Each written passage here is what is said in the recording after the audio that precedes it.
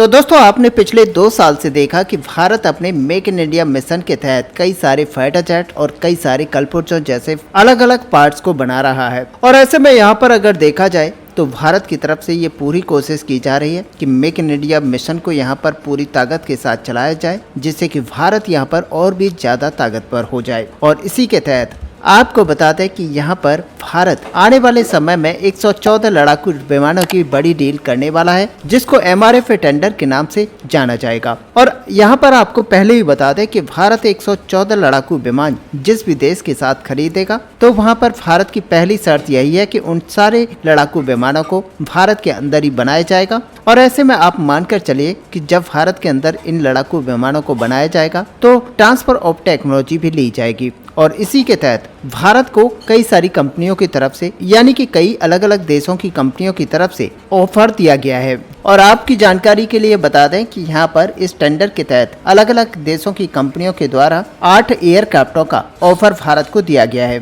और इनमें सबसे ज्यादा जो प्रमुख दावेदार है वो यहाँ पर राफेल फाइटर जेट को बताया जा रहा है। और रिपोर्ट्स के मुताबिक इंडिया इस टेंडर में जिन भी एयरक्राफ्टों को परचेज करेगा वो यहाँ पर मेक इन इंडिया इनिशिएटिव के तहत बनाए जाएंगे। हालांकि राफेल एयरक्राफ्ट को अगर देखा जाए तो 36 की संख्या में भारत ऑलरेडी इन्हें इस्तेमाल करता है और इंडियन नेवी के द्वारा भी करीब 26 एयरक्राफ्टों को परचेज किया जा रहा है। और वहीं आपको बता दें कि इन एग्जिस्टिंग एयरक्राफ्टों को देखते हुए इंडियन एयरफोर्स की तरफ से अब राफेल एयरक्राफ्टों को डोमेस्टिकली सप्लाई चेन को बनाने को लेकर सब तलाशा जा रहा है। और ऐसे में यहाँ पर मानना यह होगा कि इंडियन एयरफोर्स के बेड़े में जो एग्जिस्टिंग राफेल लड़ाकू विमान मौजूद हैं वो 114 फाइटर जेटों की डील से पहले अपने मेंटेनेंस, सर्विसेबिलिटी और अपग्रेड की जो रिक्वायरमेंट है उन्हें यहाँ पर मजबूत कर पाएं। ऐसे में यहाँ पर मीडिया रिपोर्ट्स के अंदर दावा किया जा रहा है कि इंडियन एयरफोर्स अपने बेड़े के जो राफेल एयरक्राफ्ट के स्पेयर पार्ट्स और सप्लाई चेन को लेकर यहाँ पर डोमेस्टिकली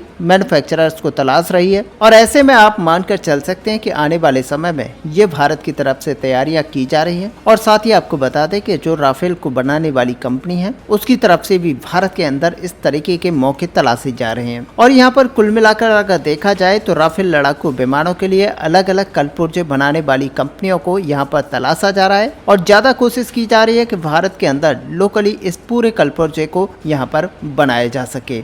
हालांकि फिलहाल अगर देखा जाए तो इंडियन एयरफोर्स की तरफ से इन एयरक्राफ्टों के मेंटेनेंस के लिए जो क्रूशियल पार्ट्स की जरूरत है उसको बनाने के लिए कंपनी को तलाशा जा रहा है, जो कि भारत के अंदर लोकली यहाँ पर इन पार्ट्स को प्रोड्यूस करेगी। उससे फायदा ये होगा कि राफेल के जो भी पार्ट्स होंगे वो भारत के अंदर ही बनाए जाएंगे और भारत के अंदर ही इस्तेमाल किए जाएंगे। और ऐसे में भारत इसको डोमेस्टिकली बनाने की वजह से एक तो यहाँ पर समय कम लगेगा, साथ ही खर्चा भी कम होगा। ऐसे में आप मानकर चल सकते हैं कि यहाँ पर मेंटेनेंस की जो पूरी फैसिलिटी है वो इंडिया के अंदर ही सेटअप की जाएगी। और ऐसे में ये सेटअप करते हुए ये देखा जाएगा कि भारत के जो 36 प्लस 26 राफेल लड़ाकू विमान है, जो कि इंडियन एयरफोर्स के अंदर 36 हैं और इंडियन नेवी के अंदर 26 की संख्या में परचेज किए जाने हैं, तो उनकी सर्विसेबिलिटी यहाँ पर ध्यान में रखते हुए मेंटेनेंस फैसिलिटी के अंदर ही सारा काम हो सके। और ऐसे में आपको बता दें कि वो सारे क्रूशियल पार्ट जो कि राफेल के लिए बहुत ही ज्यादा इंपॉर्टेंट होते हैं उनको बनाने की तैयारी भारत के अंदर की जा रही है। और ये पार्ट्स बहुत ऐसे क्रूशियल टेक्नोलॉजी से बने हुए होते हैं जिनको यहाँ पर गिना जाता है कि इनको यहाँ पर टाइमली रिप्लेस किया जाता है। और ऐसे में यहाँ पर अगर देखा जाए तो इंडियन एयरफोर्स की तरफ से ये कोशिश की जा रही है कि यहाँ पर उन सारी क्रूशियल कंपोनेंट्स को लोकली बनाया जाए जिनके लगने से या फिर रिप्लेस करने से यहाँ पर राफेल फाइटर जेट की परफॉर्मेंस में किसी भी तरह की कोई इशू ना हो और यहाँ पर आराम से उनको चेंज भी किया जा सके। हालांकि आपको बता दें कि इसकी जो टोटल स्ट्रेंथ है वो यहाँ पर आने वाले समय में भारतीय एयरफोर्स प्लस नेवी के अंदर कुल मिलाकर 62 होने वाली है, क्योंकि नेवी के द्वारा भी 26 राफेल लड़ाकू विमानों को परचेज किया जाएगा। और माना यह जा रहा है कि जनरल इलेक्शन के बाद में भारत का ये बहुत ही बड़ा डील बहुत ही जल्द होता हुआ आपको दिखाई देगा। हालांकि आपको बता दें कि यहाँ पर राफेल एयरक्राफ्ट के 114 लड़ाकू विमानों के टेंडर के अंदर भी खरीदे जाने की संभावनाएं काफी अधिक बताई जा रही हैं और इसको एक एक स्ट्रॉन्गेस्ट और इसको एक स्ट्रॉन्गेस्ट कैंडिडेट के रूप में जाना जा रहा है और इन्हीं वजह से यहाँ पर ये माना जा रहा है कि इंडियन एयरफोर्स आने वाले समय में राफेल एयरक्राफ्ट को यहाँ पर चुन सकता है। लेकिन दोस्तों आप मानकर चलिए कि अगर ऐसा होता है तो संपूर्ण राफेल एयरक्राफ्टों की जो मैन्युफैक्चरिंग है वो भारत में शिफ्ट हो सकती है और फ्रांस की तरफ से ट्रांसफर ऑफ टेक्नोलॉजी के तहत राफेलों को भारत में निर्माण किया जाएगा। और दोस्तों अगर ऐसा नहीं होता है तो ये जो मेंटेनेंस को लेकर एक सप्लाई चेन क्रिएट की जा रही है वह 62 एग्जिस्टिंग राफेल एयरक्राफ्टों को मदद करेगा ही और साथ ही 114 फाइटर जेटों के टेंडर में भी राफेल एयरक्राफ्टों को चुना जाता है। तो इससे मेक इन इंडिया इनिशिएटिव को काफी ज्यादा ताकत मिलेगी। यहाँ पर आपकी जानकारी के लिए बता दें कि डसॉल्ट एविएशन के पास राफेल एयरक्राफ्टों को काफी बड़ा ऑर्डर है और ऐसे में डसॉल्ट एविएशन भी चाहता है कि भारत के अंदर राफेल लड़ाकू विमानों को मैन्युफैक्चर किया जाए, क्योंकि इससे दो फायदे होंगे। एक तो भारत के द्वारा अच्छा ऑर्डर डसॉल्ट एविएशन को मिल पाएगा और साथ ही यहाँ पर राफेल फाइटर जेट बहुत ही जल्द बनकर तैयार होंगे। साथ में यहाँ पर जो लेबर कॉस्ट है वो भी बचेगी। और ऐसे में आपको पता ही है कि सालाना 24 की संख्या में एग्जिस्टिंग मैन्युफैक्चरिंग प्लांट के द्वारा राफेल बनाए जा सकते हैं और ऐसे में अगर यहाँ पर और भी ज्यादा बड़े नंबर्स में राफेल लड़ाकू विमानों को बनाना है तो एक और मैन्युफैक्चरिंग प्लांट की यहाँ पर जरूरत है। और ये यहाँ पर फ्रांस की तरफ से इशारा किया गया है कि भारत के अंदर बहुत ही जल्द इस मैन्युफैक्चरिंग प्लांट को सेटअप किया जाएगा। और आप मानकर चलिए कि एग्जिस्टिंग प्लांट के साथ में भारत की एक बड़ी डील यानी कि 114 लड़ाकू विमानों की डील डसॉल्ट एविएशन कंपनी को मिल जाती है तो फिर यहाँ पर एक तरह से देखा जाए तो ये सोने पर सुहागा होगा, क्योंकि इससे एक तरफ इंडियन एयरफोर्स के मल्टी बिलियन डॉलर टेंडर यहाँ पर मिलेगा, तो वहीं आप मानकर चलिए कि सप्लाई चेन का जो इशू आ रहा है उसको भी यहाँ पर दूर किया जा सकेगा। और ऐसे में आपको पता ही है कि एशिया से भी बड़ी मात्रा में राफेल लड़ाकू विमानों का ऑर्डर डसॉल्ट एविएशन कंपनी को मिला हुआ है, जिसके चलते ये फ्रांस की तरफ से अपडेट दिया गया है कि जो एशिया के ऑर्डर्स हैं उनको भारत से कंप्लीट किया जाएगा। और आप मानकर चलिए कि भारत जो भी राफेल एयरक्राफ्टों को यहाँ पर मैन्युफैक्चरिंग करेगा उनको यहाँ पर एशिया के अंदर ही हैंडओवर किया जाएगा। और आपको बता दें कि रिलायंस कंपनी के साथ डसॉल्ट एविएशन का एक बहुत ही बड़ा समझौता होने के कारण कई सारे पार्ट्स को ऑलरेडी भारत के अंदर ही बनाया जा रहा है। और कुछ रिपोर्ट्स के मुताबिक यहाँ पर नागपुर